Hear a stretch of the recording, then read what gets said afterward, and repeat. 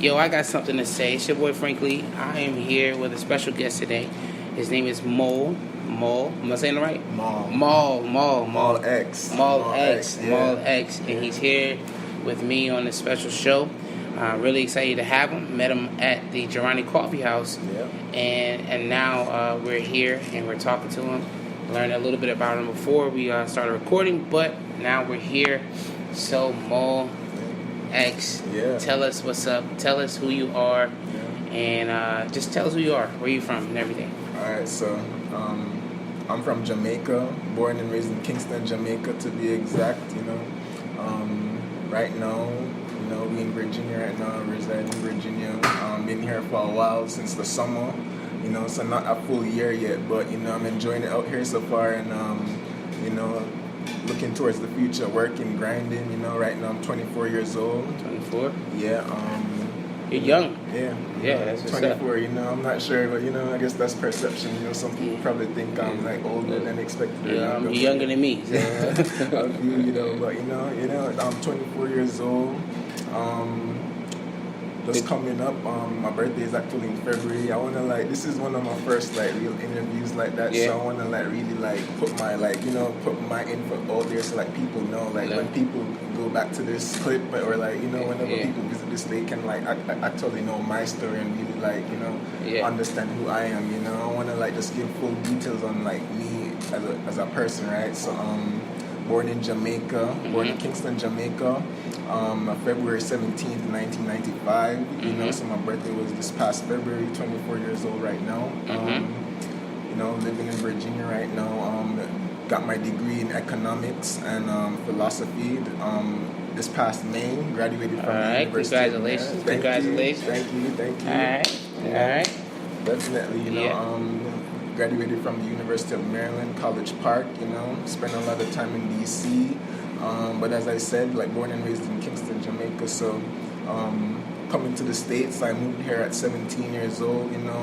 This is right after high school. So right after I finished high school, my mom pretty much moved our family here, me and my sister and I. So we've been here for a few years now.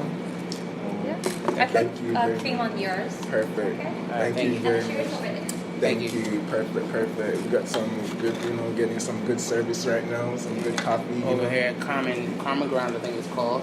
Yeah, that's cool. Ground Central. Ground Central, there you go. Ground Central. Shout out to the. I'm just, just spot that sign right there. So there you go. Shout out to Ground Central, for having us here. Yeah. I know I'm kind of going on a little bit, but as I said, I wanted to just really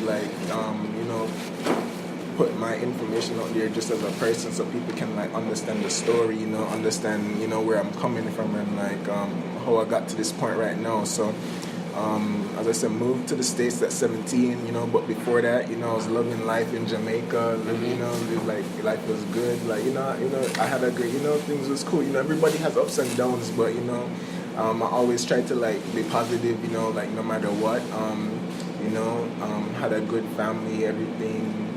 Everything ain't perfect, but I try to do as best as I can, and that kind of stems from my background in sports also, So what did you do in sports? I did track and field. You look like a track man. Yeah. So I did track and field. I was big into track and field, and I played a lot of football also, which in the States is soccer. But I want to say you look like a football player though. Yeah. So in the States it's soccer, but growing up is football, is ball game, So so I did a lot of that, and to be honest, I used to do everything, maybe not as competitively as those two, because eventually when you get to high school you start to specialize in what sports you really mess with and what you really like, which was track and field and soccer. But growing up I used to I did a lot of karate, won a gold medal at karate karate tournaments, and so when I was younger I did a lot of swimming also, not too crazy, but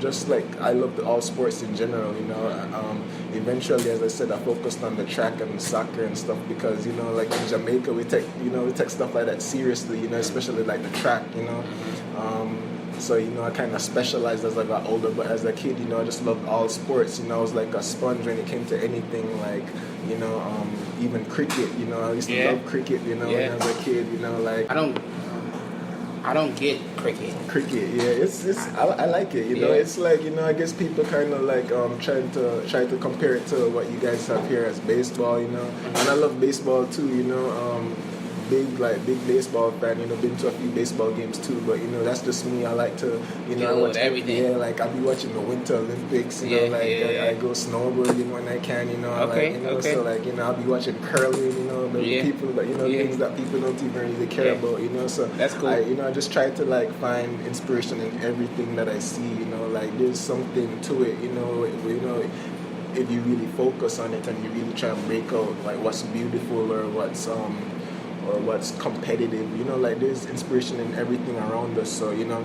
I try to just be open in everything ever since I was a kid, you know, and I'm not sure if that's like just intuitive or if that's just like something my parents instilled in me, or like, you know, whether it was my, you know, where I grew up and the timing and, you know, but somehow like, you know, as a child I was just always open to really like trying to understand the world around me and try to find the good in everything around me. So, you know, what can I take from this? How can this like improve my life, or how can I utilize what I'm seeing and like hearing and channel it in a positive way somehow and like distribute that knowledge in my own way, you know. So you know, as I say, I love sports, but music was also like a big thing for me, you know. Like I'm very, you know, I'm kind of going on about a lot of things, but as you said, I can like kind of go in any direction I want, you know. And I eventually want to like, you know, break down like my musical history and background and stuff. But I believe like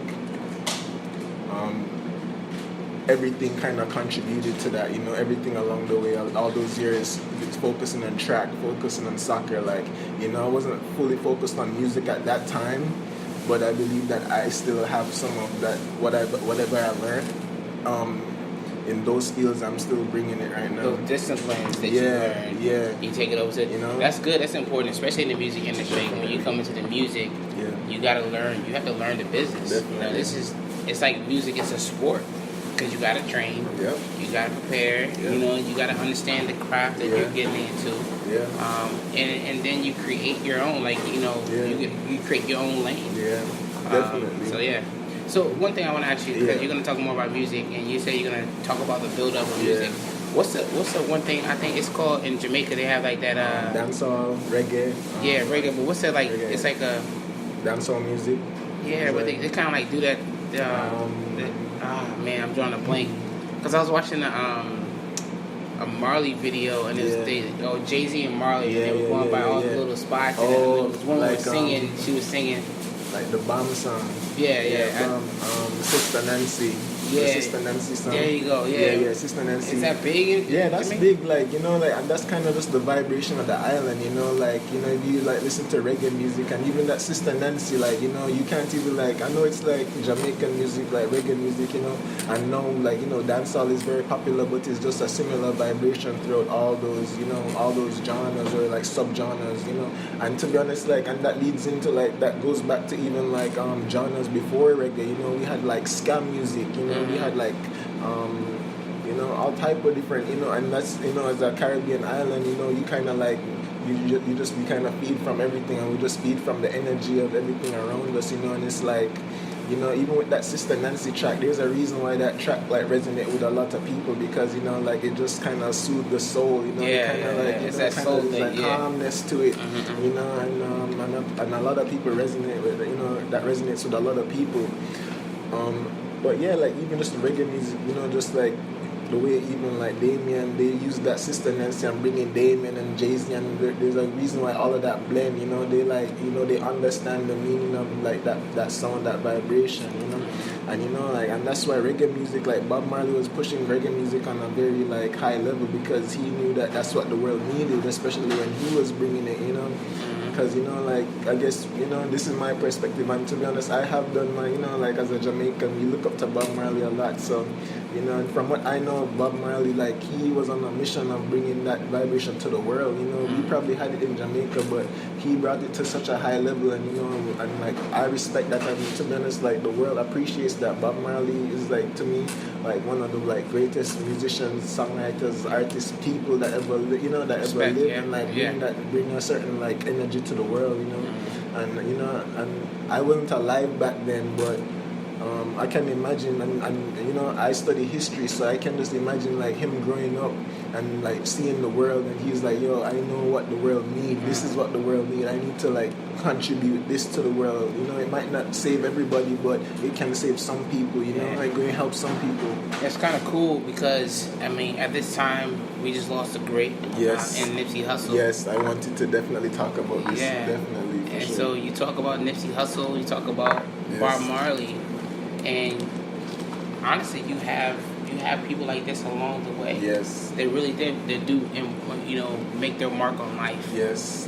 And Nipsey was that. He was that guy. I can't say enough about that, man. Like, you know, like that's a real tragedy. Like that really had me messed up, like big time. Like, you know, and I'm still dealing with that. And I think a lot of us, like, you know, we're still dealing with that. And I'm not sure when we'll ever get over it. You know, I'm already thinking about decades from now. We're gonna look back and be like, that was a tremendous loss. You know, like the way that happened so senselessly, and like, you know, like that. I'm not sure what's really happening, and I'm still trying to analyze and find out like the true meaning. But you know, like I just hope that there's really something good and there's a real purpose to how that all happened. And you know, we might never know the answers. You know, maybe somebody else. I know I might not have the answers ever, but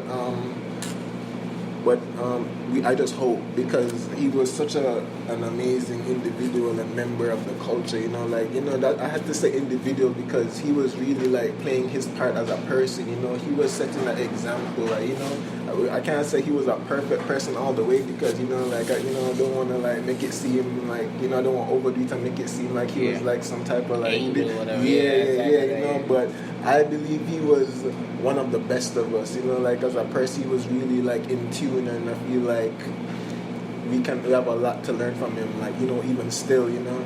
I to be honest, I could go down into this Nipsey thing for a long time because I've been thinking about it, even writing about it. You know, and to be honest, the thing with me is I think very deeply about a lot of things. So like that's why I can just go on and go on. You know, I could never, you know, because there's so much to talk about. You know, there's so much, and not even like the topics, but how deep it can really break things down. So like, you know, but I believe like this Nipsey situation is like very important, and I'm glad you brought it up because even me coming here today, I wanted to address that situation because, you know, I've seen, you know, people talking a lot about what's going on right now, but I think his life needs to be analyzed and remembered, and people need to understand what kind of person he is to show us what kind of person we can all be, you know, like he was really doing his best, and I feel like just that alone is a good example to people, like, you know, and to be honest, that's what I've always strived to do, and so I relate to Nipsey on a certain level, you know, now, and I think a lot of people relate to him because there's a lot of people out here really trying to be the best people they can be, and for that to happen to someone like that is just like, you're like, wow, like, you know, like he was helping people when that happened. He was literally like helping someone, like, you know, trying to like get this person under, you know, there's so much I can say about him, you know, like, but just to like kind of like, you know, give a quicker breakdown, but you know, as an entrepreneur, as a person who was just looking out for his people and like trying to give that knowledge, you know, I was just talking to even like my mom about it, like even last night, you know, we still talk about it, and you know, just telling her about how much information he gave people. You know, every time you heard that man talk, he was always giving important information. Like, you know, I was telling her, like, you never hear him talking about like random, like, you know, like unimportant, frivolous, like he was always like giving people some form of information that is useful, you know. I think even just like financial literacy, like that's super important. The ownership, like, you know, everything he was talking about, and the good thing is it was in the music too, like it was in every facet of his life. It was in his actions, you know, investing in himself, investing in the community, you know what I'm saying, like even just like the people he had working at the places he owned, you know, like he knew that the system probably wasn't going to look out for them, and that the system was going to try to drive them back into a certain life, but he's like, no, I'm going to help you out because they don't want to help you out. They know what they're doing. They know they want you to like be in that cycle, but now I'm gonna give you a position, I'm gonna give you a job, I'm gonna let you do this, I'm gonna let you do that. You know, give people like purpose. You know what I mean? And that's what people needed. And like it's like that's why it's like it's just so crazy because he was doing the things that we needed to be done. And then it's like wow, like you know, I can't even say enough about that. You know, as I said, I could go on, but like I just hope that this sparks something in millions of people because and I've been as I said I've been breaking this down a lot recently, but you know I think about even back to Tupac, you know. Yeah. I remember like the famous quote that Tupac said about how he might not change the world, but he might spark the brain to change that of the person that will change the world, you know. And I think Nipsey was that person, you know. I look back at him like I'm like, yo, Tupac was talking about Nipsey when he said I might not change, and to be honest, Tupac changed the world, but you know, there's more to be done. And I feel like Nipsey had a spark in him, whether it came from Tupac or wherever, or someone else like Tupac, you know what I'm saying? Like Tupac, but you know, I believe Nipsey was one of those people that was taking the baton from Tupac's generation and doing his part in bringing us forward. And it's just like as I said, like a tragedy. And like I guess I'm trying to deal with it, but at the moment I was sick, you know, like that shit that had me sick because I'm like that person was doing what we needed to be done, and it's like just a setback, especially when you know that person was from the same community as him. Also, you're like that person just like hindered his own people, you know, like for real, like he like you know he's holding us back, you know. That guy, I don't even want to mention his name because I'm like, you know. And it's not that I don't remember his name. I'm just like, you know, I'm just disgusted by that person to the point I'm like, you're not even important enough to even be mentioned. We're talking about Nipsey Hussle right now. Shout out to Nipsey Hussle, forever. Like, and the fam too. Yes. Here's what I say, you know. So when I started this podcast, my company is called C180. The C stands for community. We developed a community, and we're here for the community. We develop community and strengthen the culture and develop the community. That's what the C. So the C stands for that, and 180 means turnaround, change. Yes. And so when we do like this, I'm really doing my part. Exactly. When I look at Nipsey life, when I look at Nipsey life, I was like, it's doable. Definitely. It's doable that I can make it. I can make a change in my community, and I can be present and touch as many people and hear as many people's stories and make sure people understand what's going on in our community, in our culture. And so Nipsey, like literally, man, I would listen, you know, Victory Lap, you know, I would listen to that joint every day. Amazing album, should have been album of the year, you know, one of the. They already know. Definitely. You know, Prince Shaw. Yeah. You know, those albums, you listen, he talking about ownership. That's why I have to do what I have to do. That's why when I see these young kids out here, we'll walk around here. There'll be kids out here riding bikes. Yes. I'm helping them develop a bike park. I'm helping them get money to write a business plan so they can have their own bike park and they own this bike park. Yes. Why? Because you know what we do for our community and our culture matters. Yes. We can talk about it. You know, I one time I was in Boston. I worked out in Boston, and the guy there's my boss. To this day, it pisses me off when I tell this story. Yeah. So we driving down the road. He sees some dudes, you know, driving down the road, and they got their pants sagging. He was like, "Pull up your pants." Yo, I got me so pissed off. So I was like, if you're not gonna do anything, if you're not gonna do anything or help those kids out, keep your mouth off of them. You don't pull over and try to talk to them and understand where that person comes from. You know what I'm saying? You just staying from the car shouting at this person thinking he's doing something. Exactly. You know what I'm saying? Exactly. Like, you know, it's just the way we go about it. And not to say that you probably don't want better for that person, but the way you're going about it is not, you know, what is not conducive to like the result that you want. You know? You have to like connect. You know what I'm saying? And we have the duty. It's our responsibility. When I saw these kids getting chased around the police, I sat in my car and watched them for 30 minutes getting chased from the police. They couldn't catch them, right? So I said, when I see those guys, I'm gonna talk to them. So I stopped over there and I talked to the guys. Definitely. These little dudes are smart, honor roll, play baseball. They just love doing these bike jumps. I'm like, yo, like, why don't you create a business? Yo, I see them all the time. Those guys on the bike, I see them all the time. Yeah, good kids. All the time. I see them and I'm like, yo, that reminds me of when I was a kid. Exactly. Like, I was riding, like, me and my whole neighborhood, you know, my whole area, my whole community, like, all the kids used to, as we come home from school, we riding bikes with the whole community. So, you know, like that is a beautiful. When I see that, I just like that just remind me of like the good times, you know, coming up, and it's like so like negative to like see like kids trying to enjoy themselves and not even like doing much. Like I haven't seen them do anything bad or anything. But and to be honest, I never even knew that they had run-ins like that. So like you telling me that, I'm like, yo, they have to deal with that. But I see them like all the time, you know. And they good kids. Like it took me to stop and talk to them. They stop and talk to me out here. Like, come on, get some cookies, bro. I'll be taking me cookies and stuff like that. Real talk, because like all the interaction they have with grown-ups, it's like, yo, get out the road or whatever. They're not making any trouble. You know, you can't go but so fast through this room right here anyway. So chill. So anyway, what am I saying? It's our responsibility. I feel like, you know, really, I think it's our responsibility to make sure we shape and mold the culture and the community that we live in. Definitely. So we don't want to talk about it. That's why maybe in Boston, because he talked about it a lot, but he never ever was a person to go out there and say, hey, let me show my face. Let me go talk to these guys over here. None of that. I'm big. I've always been. You will see me, I promise you, on the street, in the streets, communicating, conversing. Cause I see you all the time. Like, you know what I'm saying? Like people, like that's the thing with you though. Like, you know, we don't have much of like a background, like, you know, but I know your work because I've seen you. You know, like I met you a few months ago. You know, but ever since then, you know, I've been seeing your work, and like, you know, that's what we need, you know, like, and to be honest, like, you're doing your part, as you said, and to be honest, that's all I want to do. I want to do the best I can for them to be so much better off, you know, so, and that's just a dope way to look at it, and I'm kind of like nitpicking, but I said that Victory Lap should have won Best Album of the Year, but we need to change the way the way we say things.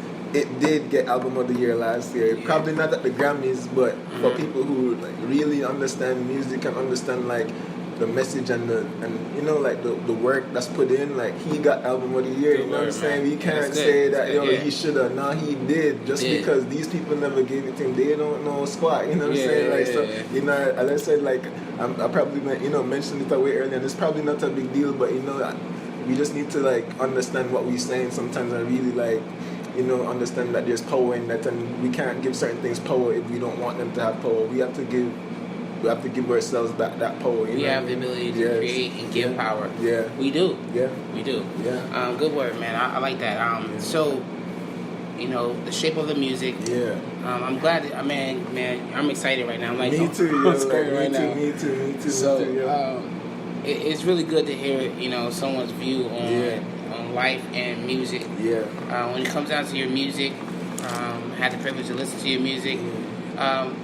We talked about Bob Marley. What are the influences when it comes to the music? What are those influences? All right, so you know, so when it comes to the music now, as I say, it kind of like comes from like my entire like life, you know, all my experiences from, you know, all facets of life, you know. But musically, you know, just growing up, as I said, like I spent a lot of time in the States, you know, like, you know, even though I'm from Jamaica, you know, as I said, I have family in the States, so I spend a lot of time in like New York, you know, Brooklyn, Harlem, you know, so, you know, while I'm there, you know, I'm listening to a lot of hip-hop. I'm a Jamaican kid, but, you know, that was always there. And to be honest, even in Jamaica, like, you know, we like hip-hop, you know, we listen to it a lot. Maybe not as, you know, it's not as much here, but, and even just the fusions, you know, growing up there, you know, I remember seeing a lot of dancehall artists, like, and hip-hop artists working together, you know, even I remember being in New York listening to Beanie Man, you know what I'm saying? Like, so it wasn't even weird, you know, and to be honest, like, you know what I mean? Like, Zim, all type of things, you know, so you know, so like, I'm hearing these things in America still, even though, like, you know, and you know, so it was almost like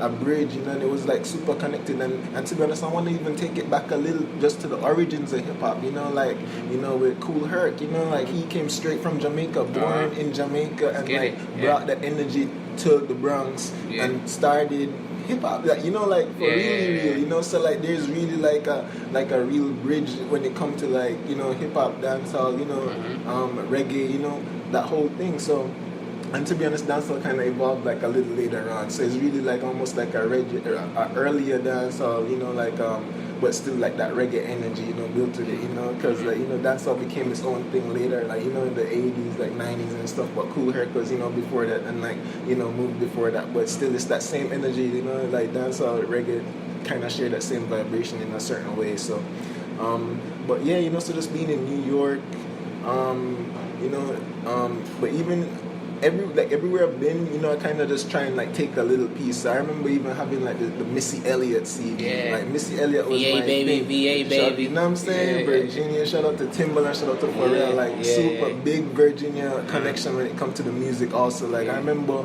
you know, a lot of Missy Elliott. I'm listening to. As I said, like, you know.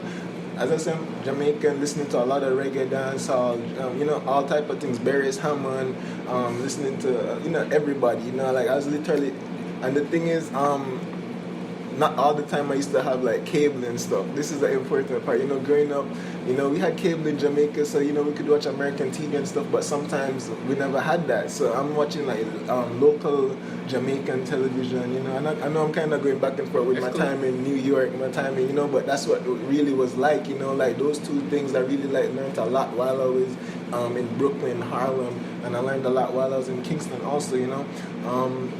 But you know, just being in Jamaica, like watching local TV, not being able to like see the American stuff all the time. We used to have like the top 10 countdowns, you know. So you used to have like the reggae countdown, the this countdown, and then like the hip hop countdown and the top this, and you know. So like the scene, I used to watch and to be honest, we only used to have like 2 local channels, so it wasn't even much options. So I'm literally like the only good thing on TV is this countdown, you know. So I'm literally watching Snoop Dogg drop it like it's hot. I'm like, yo, this is the coolest thing that ever existed in the world. Like, you know what I'm saying? I'm literally seeing Pharrell Williams. I'm like, you know what I mean? Like that changed my life. You know, like literally. Like I remember being like, yo, like this is something that I've never like felt this like before. Like this is different. This is like a vibe. This is the coolest thing in the world. You know, and, you know, even just the instrumental, like the, you know, like. Everything about the video, like, you know, I remember this being, and that's just one example because that one just stands out so much to me. But you know, there's countless songs, but that one in particular, I remember being like, wow, like, this is impressive. That was a dope song. That beat is crazy. And as a kid, like, I'm a kid listening, I'm like, what is this? I'm like, ooh. And that's probably one of the first times I'm like, yo, I just, that was my shit. You know, that was my jam right there. Like, you know, that was me. You know, and to be honest, there's a lot of songs, but that one kind of stuck out a lot. You know, and as I say, I listen to a lot of Missy. You know, listen to a lot of Jay. You know, Jay's one of my favorite artists. Shout out to Jay, you know what I'm saying? Shout out to Jay-Z. Definitely. Pharrell's one of my favorite. Missy Elliott, all of them, Genuine. Yes, of course. All of them. Usher. There's so many great artists. Usher, you know, like, you know, just that, you know, I listen to everything, as I said. And as I said, sometimes the only thing I got is that countdown on that Friday evening. So, like, everything on that countdown is my, you know, like, it's my jam. I'm dancing, you know, I'm, like, having fun as a kid listening to all of this. So, you know, and then, you know, and as I said, that's kind of in my younger years, like prep school years, you know, but, you know, like going into, you know, transitioning into high school, I'm kind of like exploring more, like, you know, I'm listening to more like rock and punk and like, you know, all type of stuff, like, you know, instrumental music, you know, like jazz, you know, like things from the UK, things from all over, like Africa and stuff, like, you know what I'm saying, like all type of stuff. And I'm like, you know, like, and people are like, and the thing in high school, like, you have other people like listening to their old things, and you know, they telling me about stuff and I'm telling them about stuff, you know. So, you know, like, and I can like get into like certain bands I don't want to like, and the thing with me is like, when an artist, as an artist, one of the best things is that if you're a hip hop artist, if you can be able to listen to something else that's not in hip hop and get your mindset out of the hip hop. So when you create hip hop, you have something like so much other you got world sounds in your head. You feel me? And that's a lot. And that's, to be honest, that's kind of how I think. I think like world, you know, like, to be honest, and world music exists, but I don't. World music is kind of different from what I consider world music. World music is like, you know, like that super like weird, like kind of pop stuff if you look up the genre, but I consider world music just like the whole cohesive like pantheon of music going on currently. Like it's not just like a little subgenre that's defined as no, it's like everything together as one. You got the pop, you got the African, you got the South American feel, a little bit of everything. You know, like everything, like, you know, like it's just, and to be honest, it's like so. And I could go on and on, but it's like it's really a lot to comprehend sometimes because there's so much like beautiful artwork and creativity like that being expressed, you know. So like, you know, I can't even like go into like I want to like mention a few. I'm gonna probably mention a few bands and groups and stuff and artists and stuff. But you know, like I'm always mad at myself because I miss like there's a bunch of ones that end up missing. You know, like because I'm like, yo, how I never mentioned this and like, yo, this one, yo. But you know, like even Jamiroquai, you know, like Jamiroquai, like a group from the UK, you know. I'm gonna look them up. I don't know them yet, but I'm gonna look them up though. And to be honest, when you look them up, you're gonna like recognize that you know a lot of their music, but you just probably didn't know the name of the group. You know, like it's one of those groups where you're like, oh, they did that song. That's the biggest song ever. You know what I'm saying? But you know, but they're so like, you know, it's a different. Sometimes it can be like a different world in the UK, but they still global in their own right because the music is so good. But you know, they probably the name just probably not like, you know. But as I said, like, you know, and as I say, countless groups. I used to even listen. I love even like. Like I like pop music too. Pop music, you know, like I know you get a bad rap, but in its own way, you know, there's beauty to that. Also, I listen to a lot of like even I listen to everything as I said, but I love a lot of that British pop music, no matter what generation, like whether it's that 90s Brit pop, whether it's going back to the Beatles. I listen to a lot of the Beatles. You know, a lot of people talk about the Beatles. Yes. First of all, I want to say about pop. People might talk about pop, but a lot of people still rock with pop. Yes, pop. So I just left the studio just now with the pop singer, and she's dope. You know, it's another pop singer around this area, and he's dope too. Yeah. So, like, people might say, talk about pop. Yeah, they do. Let me tell you something. Yeah. You still rock. Everybody in their mix got one or two of them pop songs, or even playlists of pop songs. Of course. So. You know, so like, and as I said, kind of just, you know, no matter what it is, or no matter like what kind of like reputation it have, like, you know, if it resonating with me, it resonate. You know, so like, you know, I mentioned the Beatles, but even like, you know, I mentioned 90s Britpop, like Oasis. You know, like Blur. You know, I love a lot of that stuff. You know, like I love Radiohead. Radiohead is like, you know, like amazing to me. Like, you know, I could get this. There's so many groups out there. Like, you know, I could never touch them all. Like even Block Party. You know, and that kind of like. And to be honest, a lot of the music, my musical history kind of stem from other mediums like video games. You know, like movies. Like that's a huge like influence on my life, you know, even as a kid. Like right now, I'm not playing that much video games, but like my youth playing a lot of FIFA growing up. FIFA is like probably my favorite video game ever, you know. So like, and I used to like play that, you know, every year. I remember there was a run where every single year I had to like get FIFA. You know, as I said, I don't play as much anymore, but you know, like even just the soundtracks to those video games, or like even movie soundtracks. Like I'm a super movie fan, like, you know, and my goal is to eventually maybe like a full-time filmmaker and like so man, like I love that, man. Yeah, that's so dope, like bro. That's like, you know, that's kind of like where I want to head. You know, I'm making this music thing, but being a full-time filmmaker is like definitely up there also. You know, like, you know, music, film. Like I'm just in business. I want to like really like stake claim in a lot of different areas. I want to really like try my best with all my passions, you know, and try to like be the best or like perfect my craft, and you know, and to be honest, perfect is like a weird word, but like, you know, just really be like top level in all those fields. You know, I want to really like influence the next generation. I know it's like a big thing to like be like, oh, I'm gonna be like some big artist and big filmmaker, but that's the goal, and that's what I want to do, and that's what I feel like I need to strive for, you know, for some reason, like, you know, whether it's like, I'm not sure where it's coming from or like why I feel like I need to do these things, but for some reason I just wanna really just, I guess it's just trying to do the best with my life. I want to like, what do I want my life to be about? What do I want people to think about what I've done with my life, you know?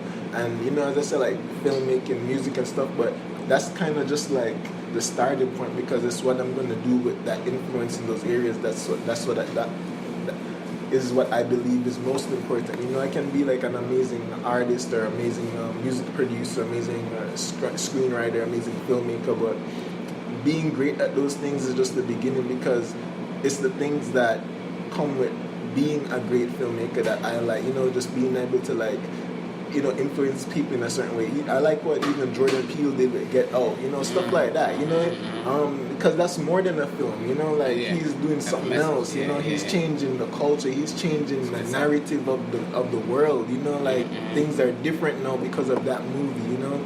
I love a lot of I love Quentin Tarantino. Like after Pulp Fiction, the world changed. You know, I want to like do stuff that change the world. You know, and I know it might sound a certain way, but why not try it? You know, why not try like do those things? You know, when somebody said, I said this in a podcast a couple weeks ago. Yeah.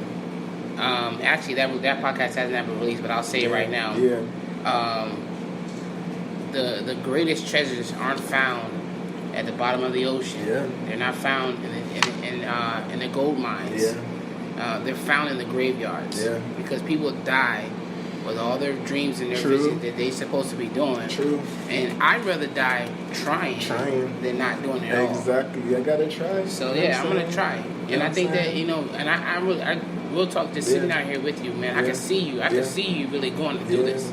Yeah, we'll talk. And I think it's because I guess I've been putting a lot of work in. You know, like I know I haven't really gotten to that part yet, but I've been putting in a lot of work. I know it hasn't really like, you know, shown to like the full extent yet, but I believe something big is happening. You know, like I know I'm just like a person just working on his craft, like working on beats, working on recording himself.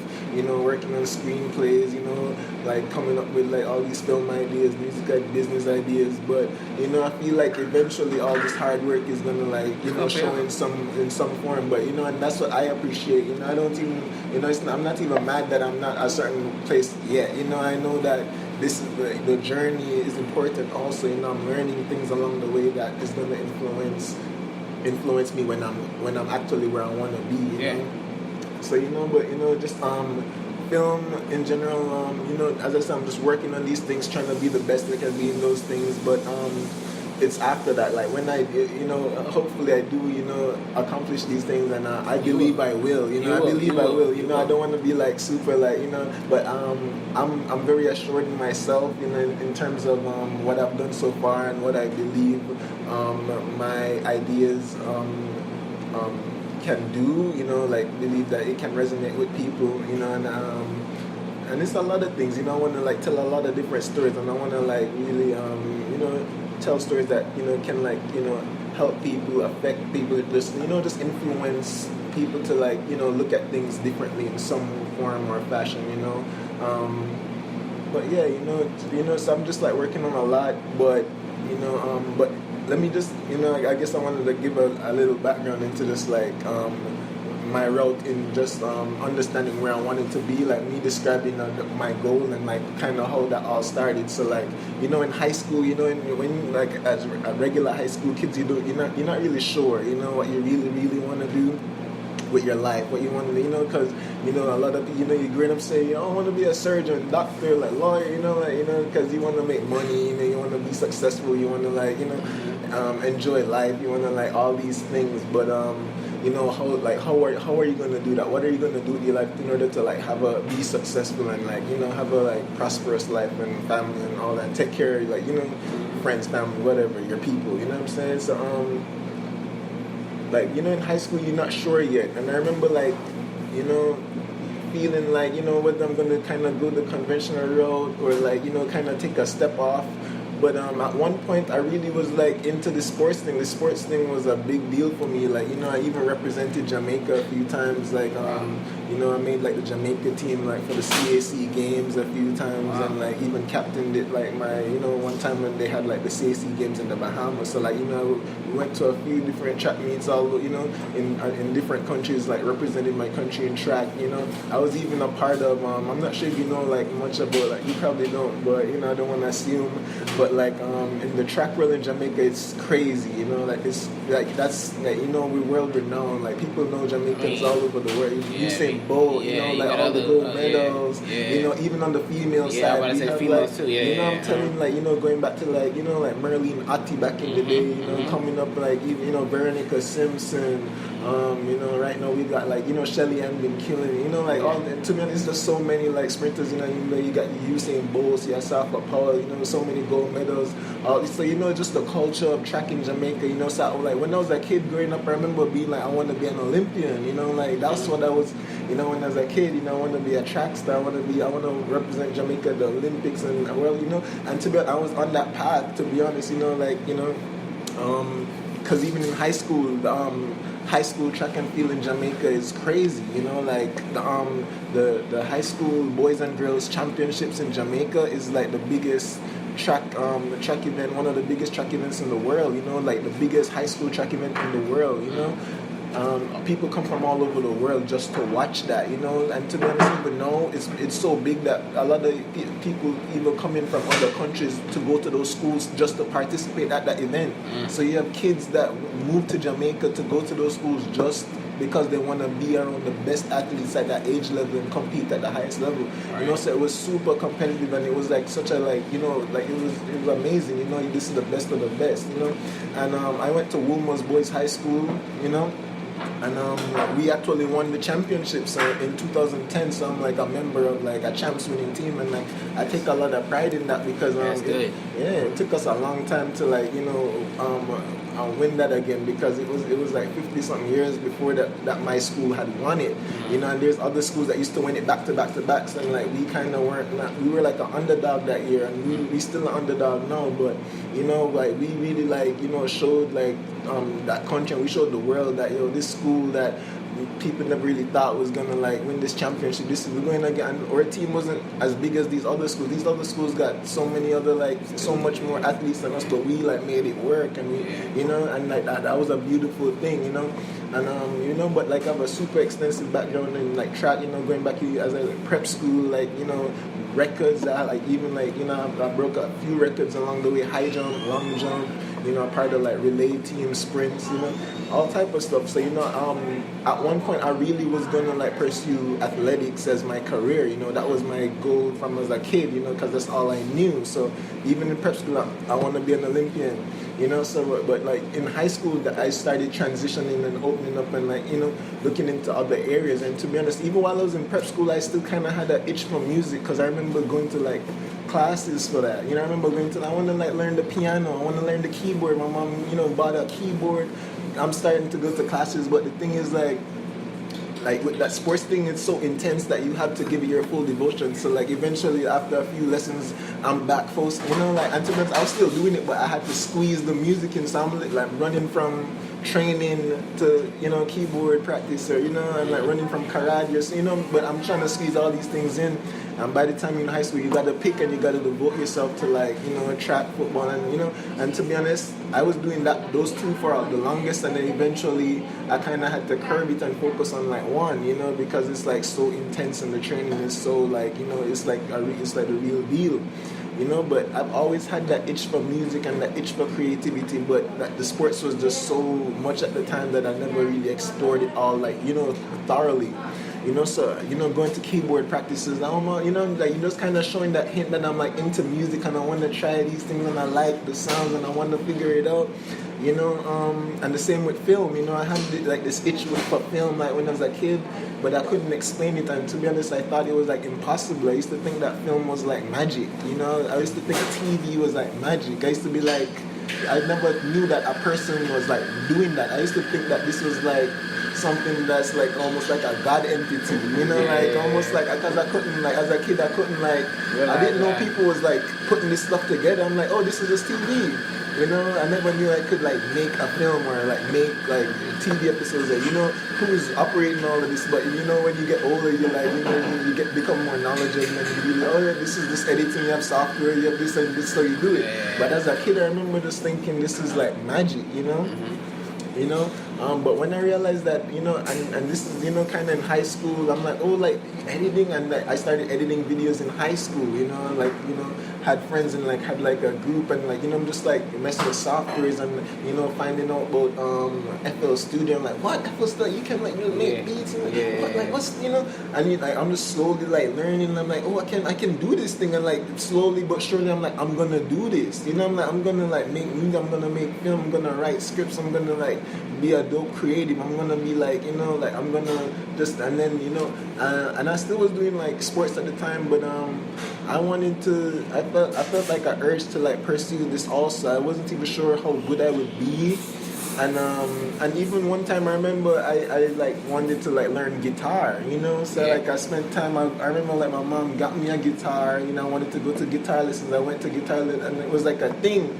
But then, you know, eventually I got to focus on that track. Championships coming, you know, like stuff like that, you know. But you know, but keyboard, guitar, just like instruments in general. And I remember, and then eventually it was a mic. I remember, like, you know, I think it was for my 16th birthday.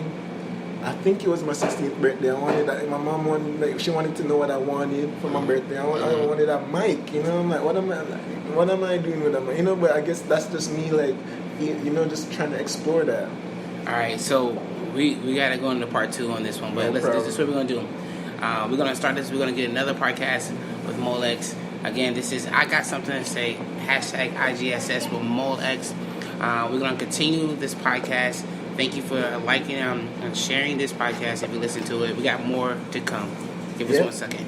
And you can follow me on all social media platforms. You can find me on IG